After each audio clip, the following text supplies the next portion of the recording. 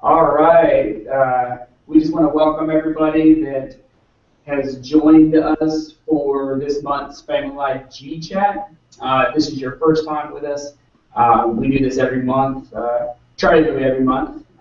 Different topic every month. We have different people come on and just talk about life and how together we can do it better. That's kind of our motto. We don't have all the answers, but we're better together.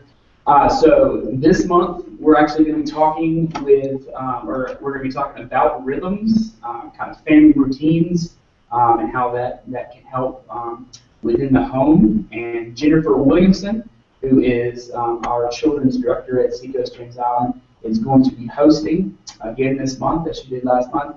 And we have, actually I'll just probably let Jennifer take it from here and kind of introduce our two guests, and we'll go ahead and get started. Thanks, Andy. We have Priscilla Svensson, who is mom of 4, and just last summer, about a year ago now, she left work to stay at home with all 4 of her kids, and definitely manages a household with 6 people in it. So she's got her hands full, and so does Joanna Hudson, who does homeschooling with her kids and also stays at home, and as of this year, I think maybe just as of a few months ago, has become director of the 7th grade program for her homeschool group. So both ladies super experienced with managing a lot of different routines, and being a wife, being a mom, being a friend, all kinds of different things going on. So it doesn't matter really if you have 1 kid or 4 kids or 6 kids. I mean, all homes benefit from some structure, and it's kind of something that you have to put into place yourself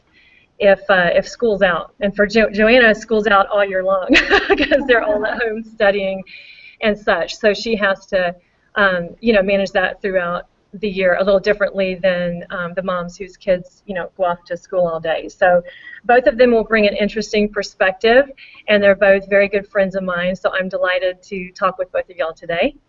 And I think we'll jump right in.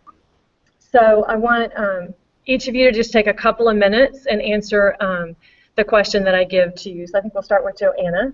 And Joanna, reflecting on your past summers with the kids home and the lack of the familiar structure that I think you have during the year. Don't you have don't you take summers even though you do homeschooling? Don't you have like a summer break? So reflecting on that and what structure the school day offers your family, what's the most difficult thing that you have encountered? What happens in your summertime, and how do you manage it well so your family stays perfectly content and happy like we all are? That was a joke. Because they're perfectly content and happy so often. That was a joke. I love summertime. It's my favorite time of the year. I think because we do have structure all year long. I love to have a break a little bit. I love to stay up late if we can and sleep a little later in the morning if kids will. But I love the freedom that summer offers. I think the most difficult time of the day in summer, kind of any day of the year, but especially in summer, is that like 4:30 to 6 o'clock time, like that routine hour where your husband's not home, your children are grumpy, and you have to make dinner, and so I'd say that is probably the most difficult time. As far as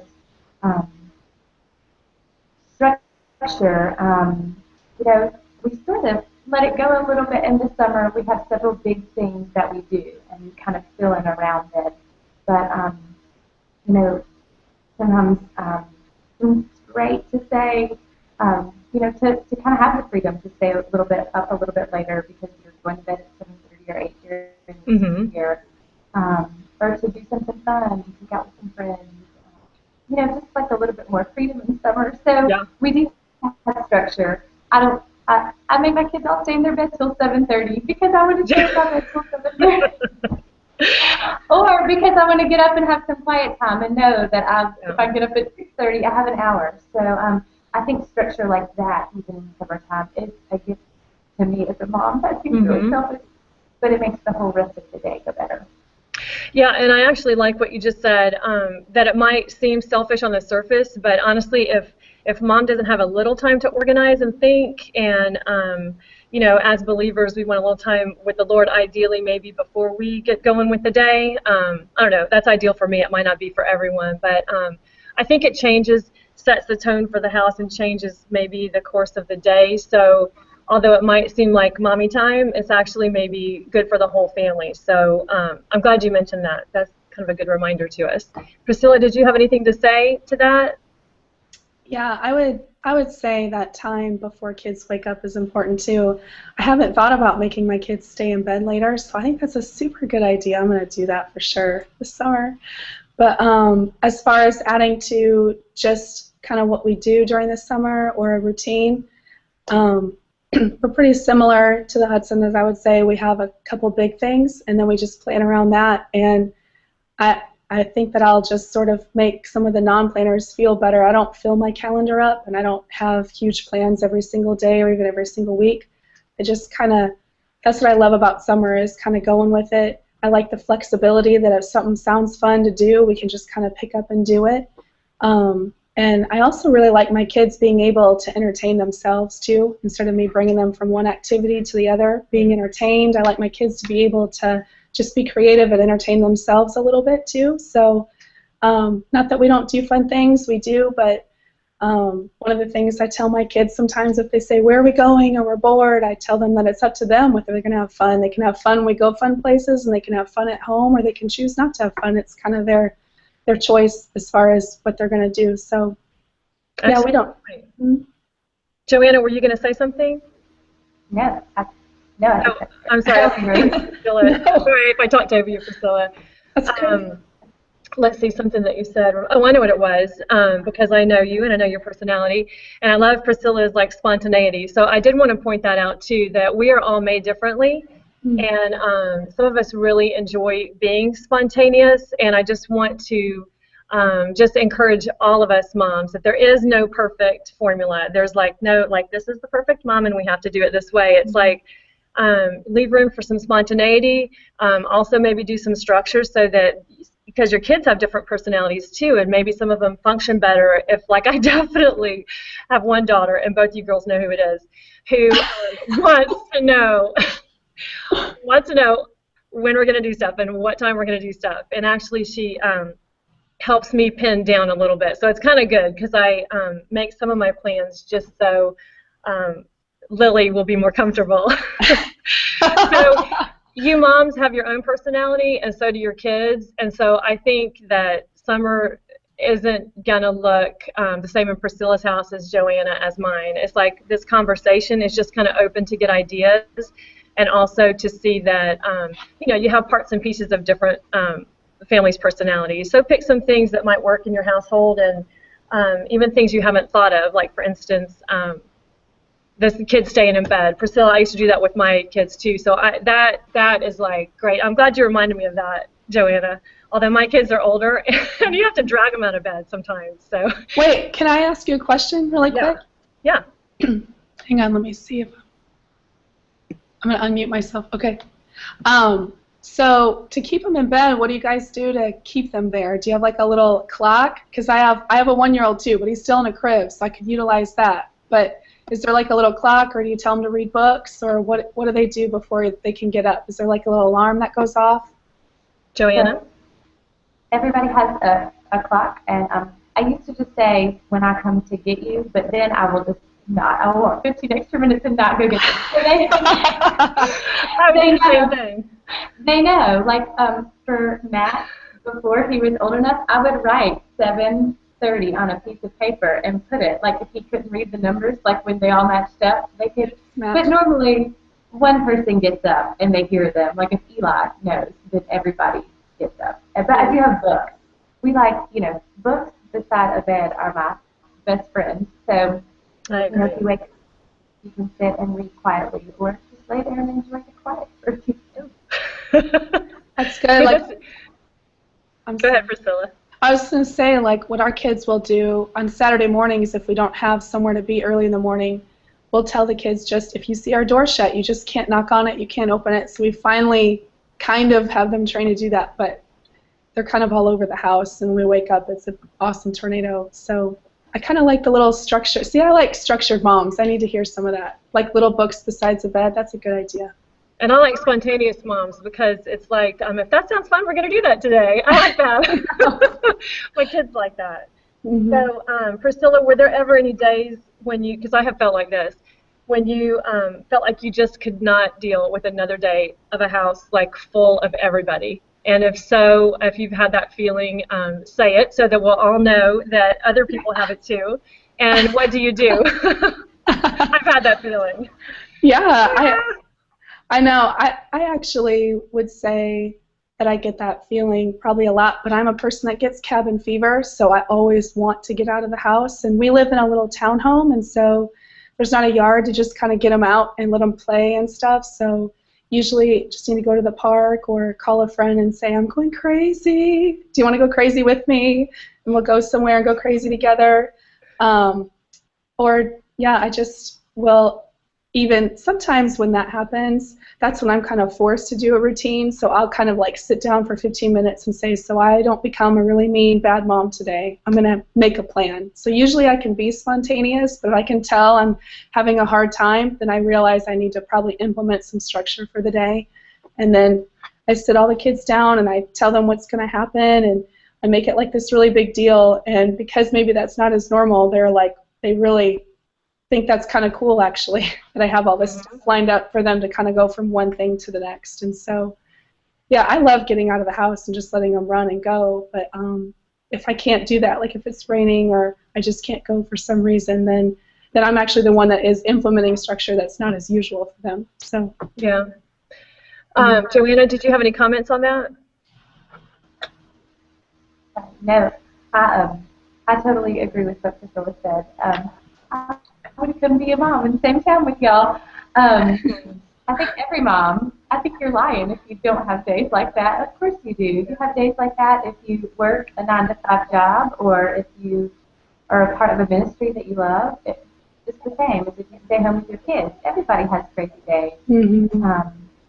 And I think, exactly what Priscilla said, sometimes when it's crazy like that, I have to remember that I'm setting the tone. Even if I just need to say, turn on music and everybody dance for 5 minutes so I can get to a cheerier place than I was, or have a few minutes of quiet time, or something to change my attitude. Yeah. Something like that works.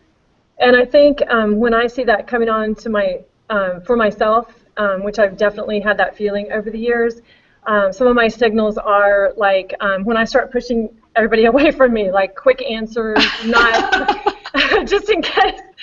Yeah, I mean, just in case there's somebody out there who doesn't know what we're talking about. It's like when I try to create my own zone in a house full of people, I know I need to stop and make like a 10 or 15-minute structure so that we can all, like I literally would be like, let's all go to our rooms for 10 minutes so I can make a plan for the rest of the day and we can have some fun.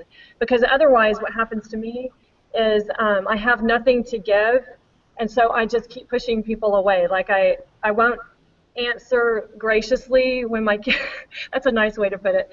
When my kids ask me something, I'm very short, and I just try to control everything around me, and I just can't control 3 kids to do everything that you want them to do. So that's when I feel that coming on. I think it's kind of important to recognize when you're getting somewhere that's probably not good for your family, and you want to always fix it perfectly, but maybe kind of recognize when that comes on. And figure out what you're going to do when you feel like that. And my thing was always, okay, everybody to your rooms, 10 minutes, I'll set the timer, and I'll come get you. I have to set the timer, Joanna, or else I might extend it 15 as well. So with the timer, they trust me. They're like, we'll hear that. Okay, one more question, and then I'm going to give you girls each just a minute or so to encourage anybody who's listening, whatever stage of parenting or family life they're in. But here's my last question. Probably, and I guess, I'll tell you what, Joanna, you answer, and then Priscilla, if you have any feedback, to speak up. So probably the majority of the time, the daily routine and the kind of structure of the household is going to fall to the mom, generally. So how could your husband or even a good friend who's maybe in a less busy season, maybe doesn't have little tinies who are always needing something, how can they best help you? Or is there anything you can think of that you could say, these 3 things on any given day would be like really refreshing to me, or really a good hand, just lend a hand or whatever. Can you think of any tips for, sometimes our husbands just don't know. They don't know what would really help us as moms. Why are you laughing, Joanne? And sometimes other friends too, same thing. What could you tell them? I'm finished talking. I think for dads, when they walk in the door, they've been working hard, and but as moms, we've been home alone with children all day long, and so sometimes just being with you, like, it makes all the difference to me if Wes walks in and stands in the kitchen with me while I'm cooking dinner or setting the table. He doesn't do anything, just being there, chatting with me. Such a gift versus sitting on the couch with his iPhone. You know what I mean? Interacting with the kids is great, but even just like for the kids to see us have that adult connection time first is so awesome. And I think a huge thing that, I don't know if this is just like some disconnect between men and women, is just to see if the trash needs to be taken out. Take the trash out, please. Like all day as a mom, you feel like you're asking your children, you're training them and showing them what needs to be done. And your husband, you don't train your husband, but it's a gift if your husband sees something that needs to be done and just blesses you by doing it. I don't know, does that sound silly? No. I think what Priscilla said before, for a friend, it doesn't matter if your friend has 0 kids or 4 kids with you. It's just fun to not do it alone sometimes. Sometimes it's fun. I said to somebody the other day, maybe I shouldn't say this, don't you want to come over and have coffee and ignore our children and let them play and get back together? I didn't mean that, ignore our children, but let them play and endure the chaos together. So I feel like, that's the biggest blessing to me, is just somebody to do it with me. I think one other really practical thing, sometime at nighttime, after dinner is done, it is so awesome. Some nights we'll trade off, like where I'll do the dishes because I just have had a long day and need quiet, and Wes will go bathe the kids and read and play to them, play with them, or vice versa. If he's had a long day, he'll kind of tidy up the kitchen a little bit, and I'll go do the kids stuff. So sometimes just to divide and conquer is awesome. Yeah. I do want to point out a couple of, I think that was a great response, kind of filled with a lot of things, but 2 things I want to point out. One is that specific point about kind of tidying the kitchen and bath, I remember that. It's been a while, but those things always happened at the same time. So I love that point, that could be definitely a hand, one or the other. Sometimes I would actually rather go play with the kids in the bathtub. Like doing that bath is fun and kind of playful versus like the doggone kitchen. I've been in there all day. And it's like, the bath is kind of a chore too, but the kids are happy. They're splashing. They're naked and adorable. And they're like in the tub. And, your husband can do the kitchen while you do the bath. So I like that reminder of switching, those particular chores, which occur at the same time about every day. And then the other thing, you mentioned the mom coming over and having coffee. I think that it's very important for our kids to see that we have adult friends and adult conversations, and that mommy's friendships and mommy's time is really important too. And I think most of us do this pretty well, but I think if we're not careful, we can get lopsided all about the kids or all about the moms. I mean, I think we have to remember there's time to really focus on your children because they need that one-on-one attention for sure. And then there's times where they can see you focusing on yourself, and that's healthy too. So come on over and play, and we'll ignore our kids for a little while. Sounds just fine. Joanna, did you have anything to say? Yeah, I would say I agree with a lot of what Joanna said, especially time. But time's kind of if anyone knows about languages of love, that's a big deal to me. So Joey just kind of being beside me is a big deal to me. I just love that. In addition to him standing in the kitchen with me, what I love, and this is what we do every time he comes home, is the questions get directed to Joey. Like they stop asking, Mom, can I have Mom? Can I have Mom? They start and I'll say, ask your dad, he's right here. And Joey will say, I'm home, you can ask me questions now. And it's huge to me. I love not answering questions for like an hour. Or even 10 minutes is really nice. So I just really love that. And that's a huge one for me. We usually do the divide and conquer stuff too, which is really nice, and Joey usually just does whatever I don't feel like doing, so which is kind of nice. And then I would say like another gift, this is kind of a big one, but Joey's parents really bless us a lot, and they kind of spoil me a little bit. Like on Tuesdays, a lot of times they watch the boys for me, and I can either use that day to run a lot of errands and do a lot of things kid-free. I can meet with adults and talk to grown-ups instead of kids, just stuff like that. That's a time when I volunteer in Gwenny's school a little bit, just things like that, and it kind of feels like it refreshes me for the entire week. I really, really love that time. But I know that's kind of a luxury. Not everyone gets to have that. But if for somebody that, isn't as busy with young kids, even giving a mom an hour or two for her to just go off and do something without a kid for a little while is a huge blessing. So it's just for anyone listening that doesn't have little ones, that would be awesome too. Thank you, Priscilla. Mm-hmm. And I think, girls, we have about 8 more minutes. Is that right? Okay. So I'm going to give you each like 30 seconds to encourage parents. So any little thing that is on your mind that you might want to say, I feel like you've actually already done a lot of encouraging, but if there's something specific that you want to shout out, go ahead. I would say, I think lots of times, I'm not a great planner, but lots of times moms give these huge lists of things you want to do during the summer to create memories because it's just sweet time. But I think just to be with my kids are the sweetest times. Probably the times when we're not doing something big and crazy. Vacation is fun and a trip to the zoo is fun, but reading on the couch and snuggling is the best. And even like school-wise, sometimes you feel like you have to catch up from the school year or get ahead for next year. I really just think reading is so fun. Like if I could do one thing more with my kids, it would just sit with them and read and love them. And sometimes I want to, I guess, encourage moms to go out and do things. Like go to the beach, even if you don't have it all together. Just know your car's going to get sandy and you're going to wash it out and, throw some sunscreen in a bag and hats and go on. Or go and, I don't know, just maybe it doesn't have to be all together and perfect to do everything. Good, yeah. A good reminder, it doesn't have to be all together and perfect. Mm-hmm. Thanks. Priscilla? Yeah, I just, same lines as Joanna. I would say this sounds kind of funny, but maybe I'll encourage you guys to know just how imperfect we are. I feel like with each kid that we added, my standard of the cleanliness of my house went lower and lower and lower with each kid.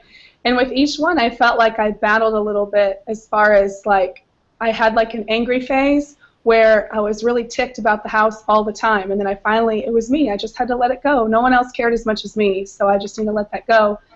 And then another kid's at it, and then I have to let go of something else that I always like to have done in the house. And it's just for a season. And I know that it doesn't even sound huge, but what Joanna said about reading, I was reading with the kids the other day, and now I have 2 kids that like to read to the other kids, and I'm starting to like get a little sad that pretty soon they're all going to be reading on their own. It's just like it is a sweet time that they're not going to remember the floors being dirty, but they are going to remember all the times that we read together on our bed, all 4 of us together, all 6 of us. So, yeah, a bit of encouragement is my house looks crazy, so hopefully that makes you feel better. I have definitely yelled at my kids when it's been crazy in the house, so you're not the only one that yells at your kids if you've ever done it. I do apologize to them, and honestly, like, on the bright side of that, too, is kids learn what apologizing means. So that's an example we need to give them, too, is when we mess up, we apologize, and them to understand grace in that, and and just not to take yourself too serious, or look at Facebook and look at how awesome all the other moms are and feel like you're doing terrible, because you're just really not. It's totally fine. Like, as long as you're spending time with them, I think that's just huge. So, yeah. That's a great reminder, because my kids are about 10 years older than these ladies' children, and it does go by fast. It has been full and rich and beautiful, and yet sometimes I see the little ones at church and kind of my neighborhood and around us, and my youngest is 12, so they're not all grown up yet, but when I see the 4 and 5 and 6-year-olds and just that sweetness of when they're starting to, like Priscilla's 2 kids sometimes occasionally we're over there in the evening, and I see the two oldest with their books. You know, they're huge books on their bed, and they're so big for them, and they're so serious about reading. It's just really, really cute, because before long they'll be, you know, hopping up on their big teenager bed, reading a book that you hope, you know, that you have time to read before them or along with them, so you kind of know what they're reading, and it all just kind of changes. So stop worrying about the house, and stop worrying about what your friends think when they come to the door. One of my favorite people in the entire world she's moved away about 4 years ago, but people were always above her house. She probably had one of the most kind of chaotic households that I've ever set foot in, and I have also felt the most, probably one of the families where I felt the most love is in her house. So I always remember that, and I kind of let myself off the hook. I'm like, this friend and what I felt when I went in her house, I want that for my house. So, and I didn't care that she had a pile of laundry or that she had dishes in the sink or whatever. I just wanted to be around her.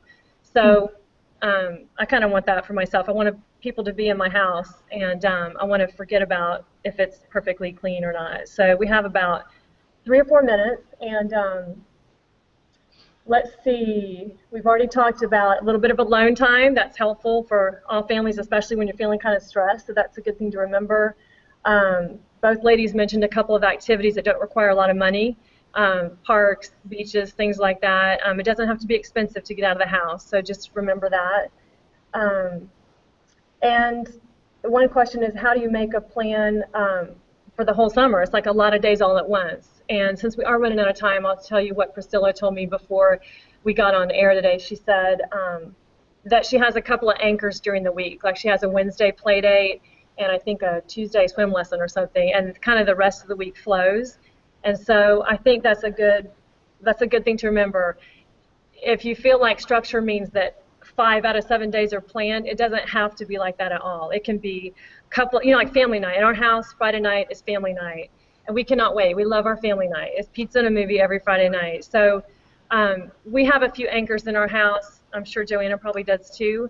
And around that, maybe you can be kind of free around some things that you definitely want to get in that summer. And when I say want to get in, it doesn't have to be reading for the next year or practicing math so you'll be, you know, on target when school starts. Things you want to get in, walking to Publix and getting, you know, popsicles and eating them on the way home.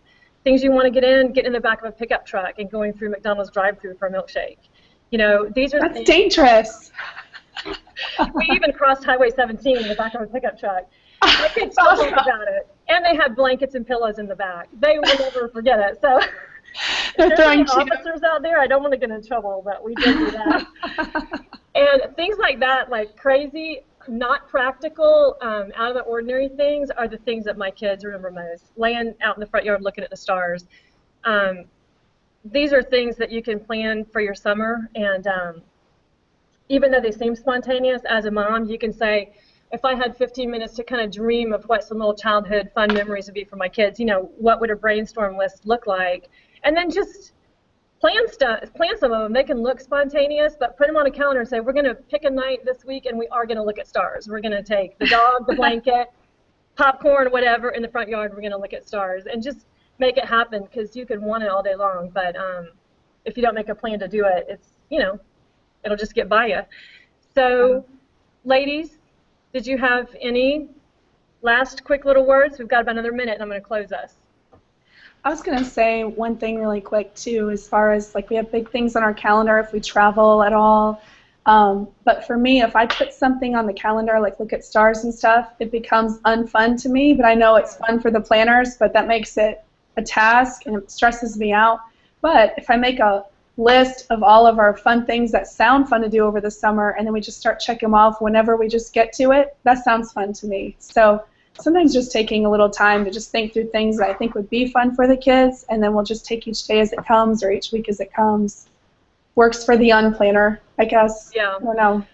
And I want to make a little comment on that, because you're right, actually, it can take the fun out of it. But what happens to me, since I work at home too, is if I don't remind myself of the fun things when I'm in a creative mood, then I forget about it and I'm tired. So I like to look at my little list like, oh yeah, popsicles, let's do it, like right now. Where if I'm tired, I'm like, how about a nap, you know? How about y'all go in there and I go in here?